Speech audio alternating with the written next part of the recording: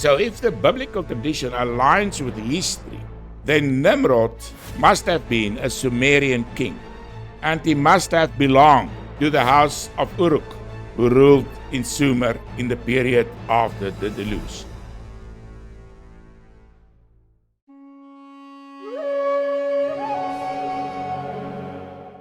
So, today we take a deep dive into the house of Uruk in the time after the flood, both in Sumerian and biblical tradition. And I'm starting with a question: was Nimrod a Sumerian king? Welcome to this podcast. Thank you for joining. So, Vili, we've spent the last several episodes exploring the world before the flood.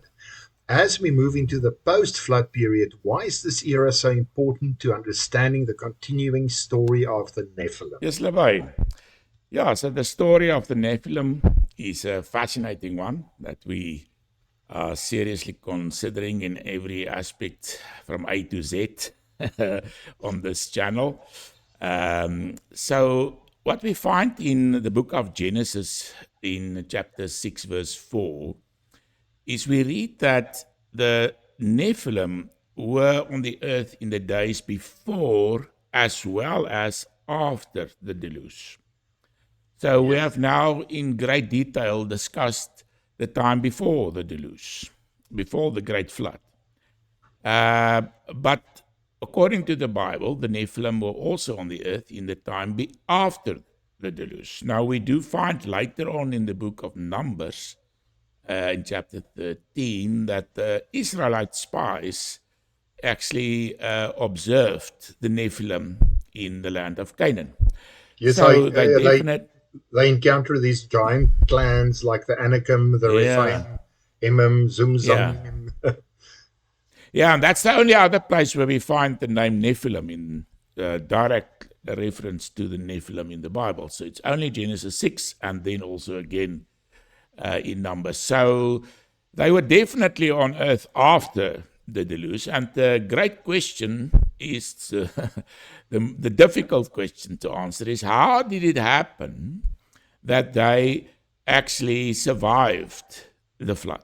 And in the coming episodes, we'll look in more detail into that. Yes. Yeah, absolutely. So I think, if I can just add to that, Genesis sort of shifts our attention to the descendants of Ham and Cush and that kind of thing. So, Vili, so before we dive into the rulers themselves, can you explain what the Uruk period was and why historians consider it the birthplace of civilization? Yeah, so Uruk is extremely important in our story.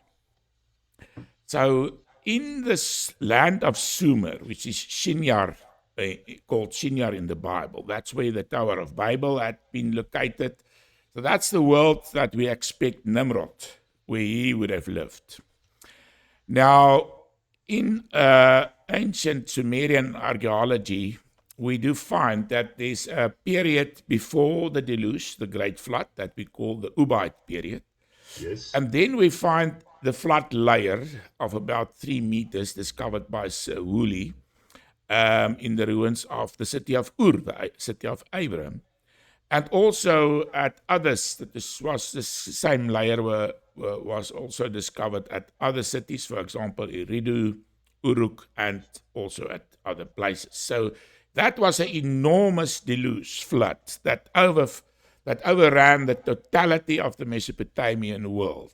And scholars are of the opinion that it was actually the sea that overran the land. Somehow it happened that the Gulf, the Persian Gulf, which at that time reached as far as Eridu and the cities in the southern part of Sumer, the marshlands were very much closely linked with the edges of the Persian Gulf. So the Persian Gulf actually overran the land. And then came the period after the deluge, which is in archaeological terms is called the Uruk period. That's an extremely important period. It's with the Uruk period that we first see or find the birth of civilization, as you have mentioned. And Vili, that would be that would be 4,000 to 3,100 BC. Yeah, and that's in the high chronology. But in the Yes. chronology that I'm using, the low chronology, chronology. based on the Egyptian low chronology, it's from about 3,500 until about 2,850. Great. So that's the dates. It's just slightly earlier. It's not so late as we do find in the high chronology. And we've had some conversations around why you prefer the low chronology. Yes, we've discussed that in some detail already. Yeah. So what is important at first, according to tradition, it was only the temple of An that was when the settlers returned after the deluge. It was only the temple of An that existed, presumably the ruins of the temple. But then the city of Uruk was built according to Sumerian tradition. And Uruk is extremely important. It was the most important city of the time. It was a massive, massive city. The city was about, 250 hectares eventually. And it housed up to about 40,000 residents. So it was a massive city. So the basic characteristics of a civilization includes, first of all, urbanization, large cities, and in this case, Uruk was the city. The other cities was not of importance at that early period. It was only slightly later on with the Yemnet Nasr period that other cities also rose to importance. We've already discussed Kish, etc. But during this early period, Uruk was the important city. And what we have during this period is a central government. There's no doubt about it. We have images of a kind of priest king that had been found throughout the Sumerian world, which reached quite far during that period.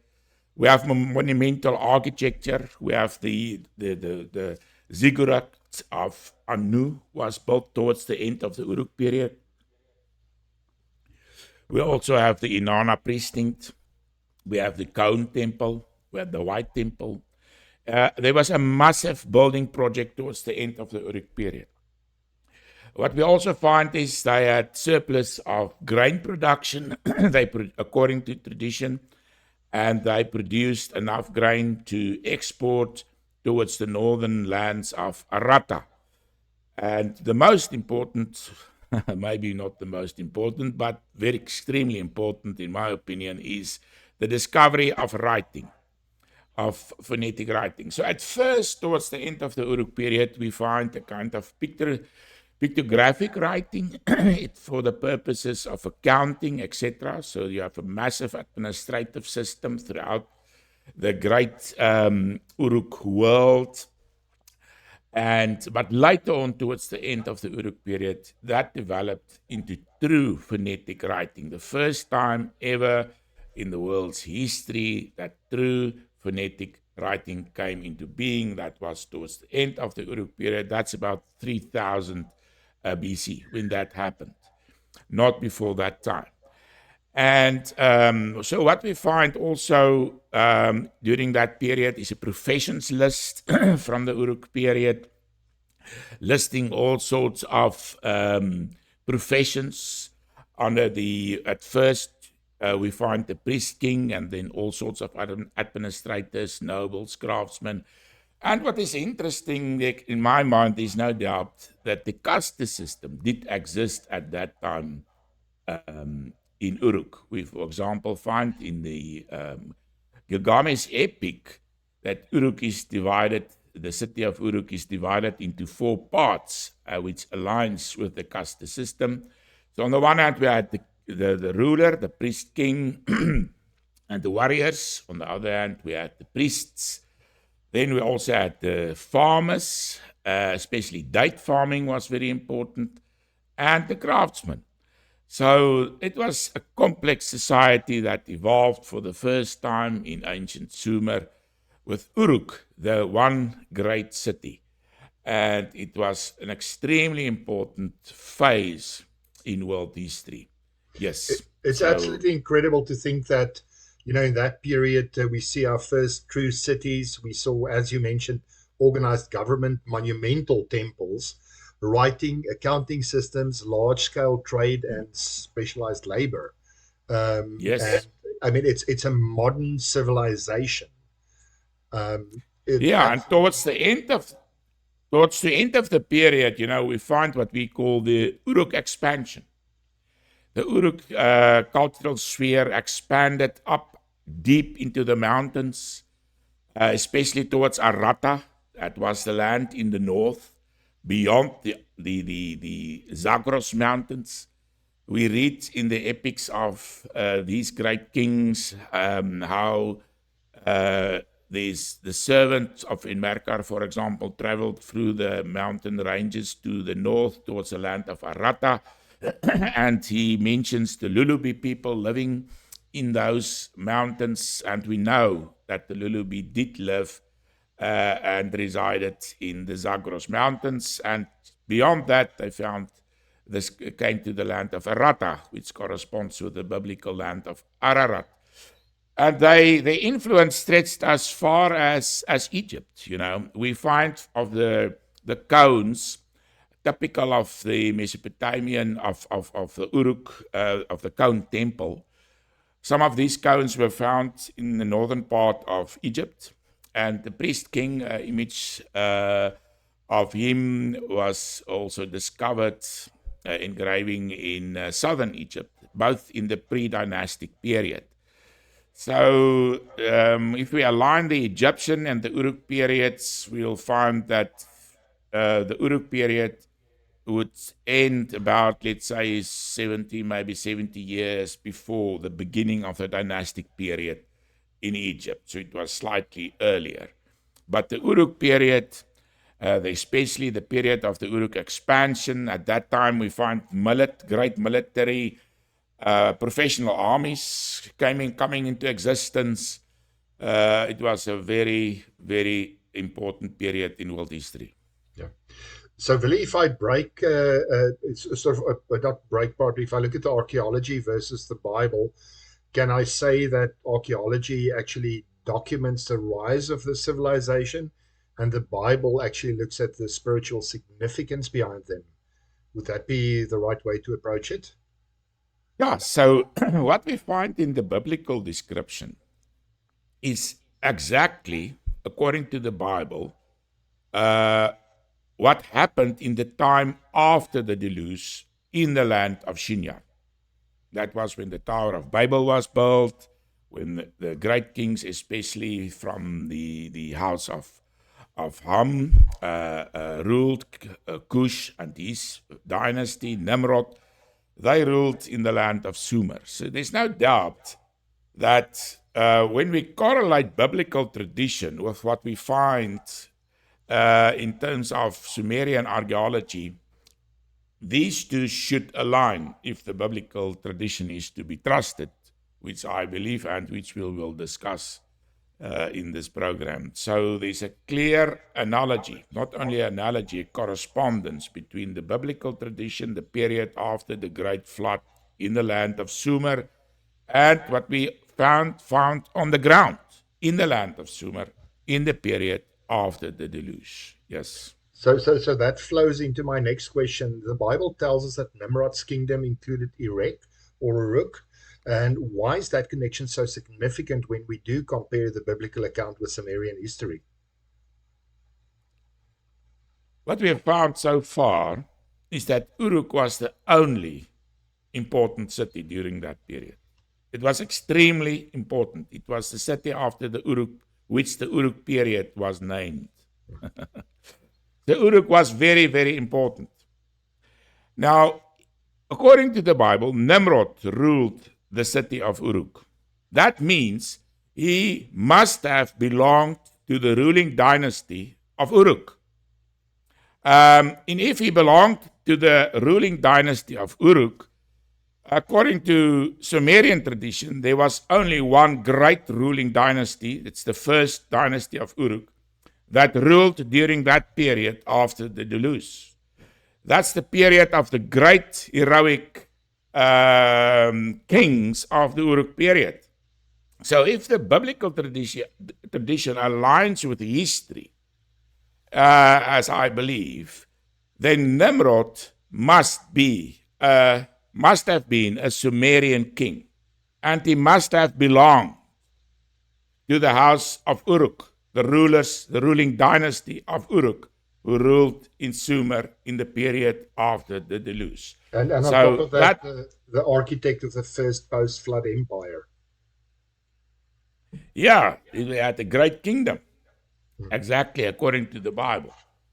And this corresponds with what we find in terms of the Uruk expansion that I've already mentioned, and many other aspects. But there's no doubt that Uruk, the fact that he ruled Uruk as well as other cities, it was of less importance during the period after the deluge, implies that he must have been part of the Uruk dynasty, the ruling dynasty that ruled the land of Sumer during the period after the deluge, after the Great Flood. Yes. Yeah. So just to build on that, who were the rulers of the first dynasty of Uruk, and what made them so influential that they actually became the legendary heroes of ancient Sumer? So, according to the Sumerian king list, the ruling dynasty, the first dynasty of Uruk, which we associate with this great Uruk period, the founder of this dynasty was Meshkiach Kasher. He came from the north, from the land of Aratta, according to tradition. And he came to the temple of An in the land of Sumer. That was where Uruk was later on built. And according to the Sumerian king list, it was his son, Enmerkar, that built the city of Uruk. Now, his aunt, I must also say that Enmerkar was said to have been born in the land of Aratta. So this family came from the north. And there's a close correspondence with the biblical tradition and the family of Ham. So, for example, in the biblical tradition, we have Enoch, we have Noah, and then we have one of his sons was Ham, and then we have Cush. Now, Cush corresponds with Meshkiach Kasher, because Kash, the shortened form of the name Meshkiach Kasher, agrees with Cush. And both came from the north, from Aratta, the land of Ararat, according to the Bible, to this valley of the plains of Shinar. And his son, Enmerkar's, or Meshkiach Kasher's son, was Enmerkar. And according to Sumerian tradition, he was the great hero, the great Sumerian hero. He was the one who rebuilt, or first of all, built the city of Uruk, according to tradition. He was the one who brought the worship of Inanna from the north, from the land of Aratta. He was the one who rebuilt the sanctuary of Eridu in the south, which after the deluge had been to some extent destroyed. That was the oldest sanctuary in the land of Sumer. He rebuilt it. And in his epics, it's beautifully described how he got the craftsmen from the north, from the land of Aratta, to come and build this temple and also the city of Uruk. And according to the Bible, we find that on the one hand, the city was built, but also a tower. And the tower in this case, in my opinion, refers to this great monumental structure that was built at Eridu, this ancient sanctuary that was rebuilt by Enmerkar. Now, Enmerkar corresponds closely with the biblical Nimrod. Their names are basically the same in the sense that the root of the name, that's the consonants, are the same. N-M-R, Nimrod, N-M-R, Enmerkar, N-M-Kar. Some scholars, like David Roll, has suggested that the kar at the end of Enmerkar means hunter, according to the biblical tradition, Nimrod was a great hunter. Uh, the name can also mean maybe something like a rebel or someone that incites, which also, I mean, Kar can also mean that. In line with the tradition that he was a great rebel. Great But, hunter. yeah, he was a hunter, he was a rebel, he was a great king. His kingdom stretched far into the north. This is also what we find with regard to Enmerkar. Enmerkar, his armies was led by Lugalbanda. And Lugalbanda, we also have the epics of Enmerkar, and those of Lugalbanda forms what we call the Matter of Arata. And Together with Lugalbanda was the later worshipped as a god, eh? Yeah, and together with the epics of Gilgamesh, the early epics, not the epic of Gilgamesh, these were the great heroes of ancient Sumer. Now, you know what happened is the poets that lived in this period, remember, these rulers lived before writing was discovered. According to tradition, writing was discovered by Enmerkar. But one of the great scholars, A.R. George, he wrote quite an extensive work on the Gilgamesh epic. And he writes the following: the early rulers of Uruk had a great impact on poets of the third millennium, much as the Trojan War and its aftermath had on Homer.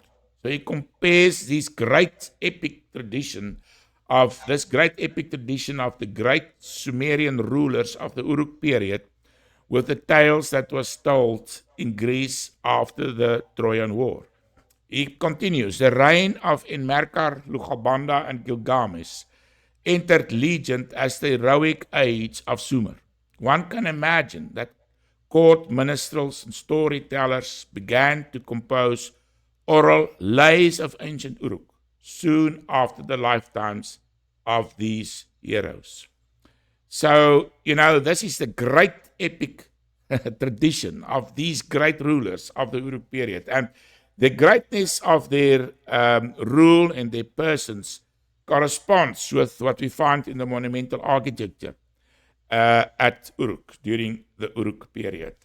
And Enmerkar closely agrees with the biblical Nimrod. He did, in fact, rule far into the north. Lugalbanda led his armies against the forces of Arata in the north. So it was towards the north that his conquests was made.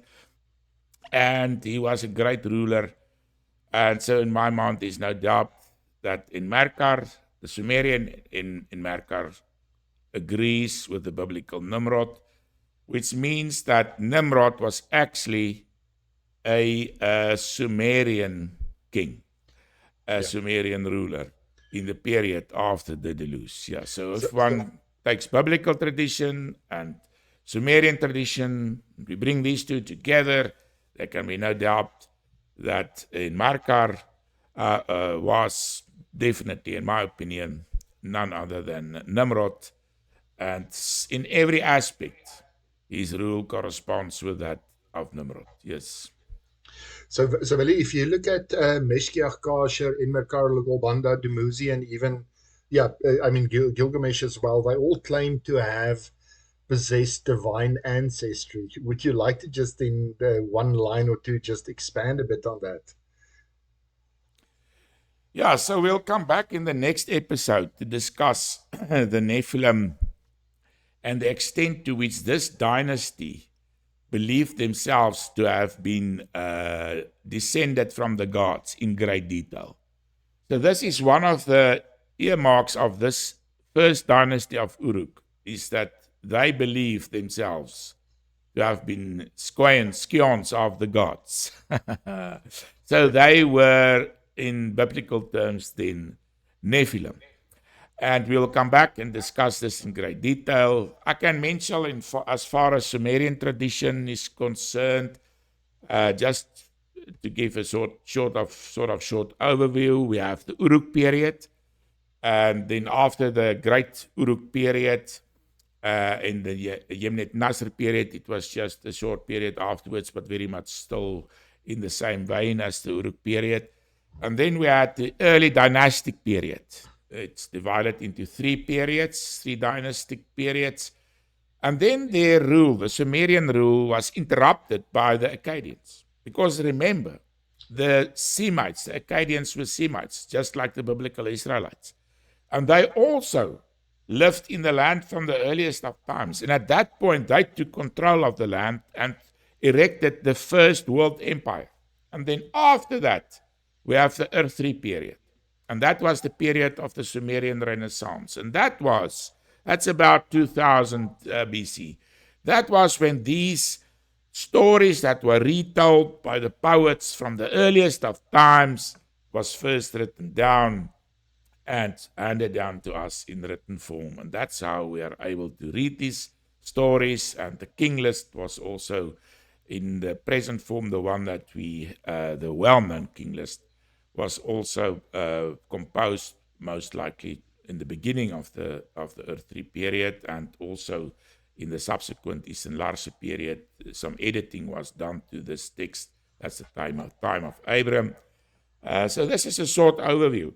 So the story of Enmerkar, or the biblical Nimrod, goes back to the Uruk period, the period of the great heroic age of Sumerian tradition. Yes. Absolutely. So we've now discussed Meshiach Kasher. We've talked about Enmerkar, who they were, their accomplishments, and why you sort of identify Enmerkar with the biblical Nimrod.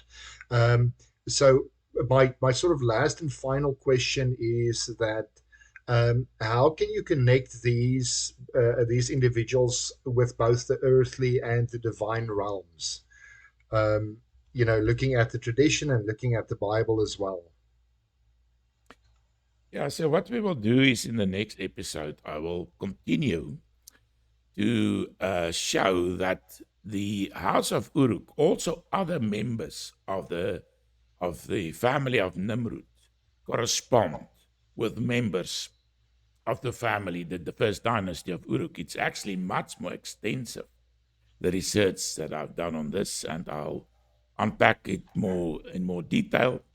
And with regard to them having been scions of the gods, and the story of the biblical story of the Tower of Babel, which we'll discuss at some point also in great detail, definitely the close connection between heaven and earth comes into play. Now, what is important about the Uruk period and the dynasty of Uruk is that they combined certain Semitic ideas and perspectives. Take, for example, Meshiach Kasher. According to the king list, he was a king and a priest. He was a king priest. Now, even though the king list states that the earlier Sumerian rulers from the time before the Great Flood was kings, that's not correct. That's a much later perspective. They were En kind of rulers. En is the Semitic term for this. They were priestly rulers.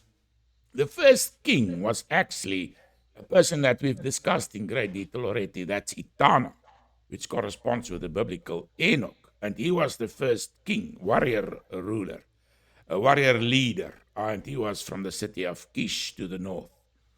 So what is interesting is that this dynasty incorporated some ideas from the Semites and some ideas from the Sumerians. It was even later on, for example, in Enmerkar, there we find the title En. So he was a priestly kind of ruler. And interesting, he was very closely linked with the god Enki, the god of Eridu. And in the same way that god was portrayed as a serpent, Enmerkar was also closely linked with the serpent. His emblem seems to have been a serpent, if we take the tradition seriously about him. Whereas Lugalbanda, Lugal means a king, and Lugalbanda means the small king or the little king. And here we have the Semitic title. So some members were priestly rulers, like Enmerkar. Others were warrior rulers, like Mesgiach, like Lugalbanda. And they also combined elements of the earlier Semitic tradition of the god worshipped by the Semites, the god An, which means the Most High, and corresponding with the biblical El, the god El.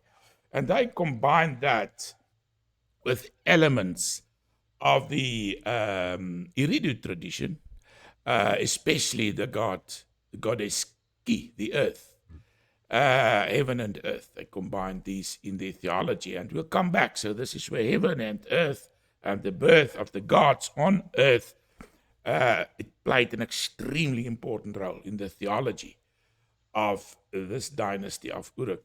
And we'll, in the next episode, we'll start to unpack that in much more detail.